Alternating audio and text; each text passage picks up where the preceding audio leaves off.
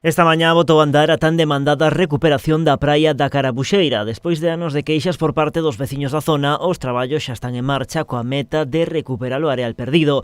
O primeiro paso é a elaboración dun estudo xeotécnico en 3 dimensións. Están facendo os estudios previos, o estudio 3D da situación da area, de como está a area, porque despois deste inverno que tuvemos, teñen que localizarse, segue estando na mesma situación. Unha vez superada esa fase, que durará un par de semanas, terá lugar o primeiro aporte da area. Nesta obra é a instalación de 70 metros lineais de geotubos, que son uns tubos geotextiles para a contención da area que se vai aportar á playa. Farase un dragado e bombeo da area da propia playa de 10.000 metros cúbicos.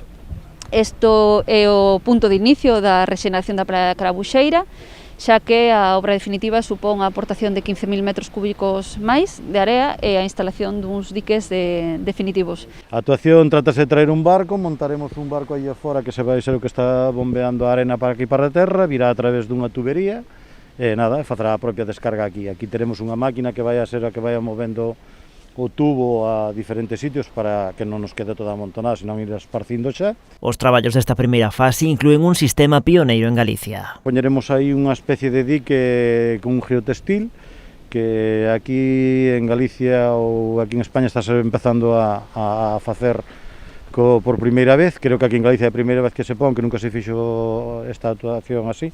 Un muro de contención dun geotextil que vai cheo da propia área de bombeo, e que se vai por aí abaixo, forma unha especie de dique para que a area non marche. Calculase que os traballos desta primeira actuación rematarán nun mes e medio.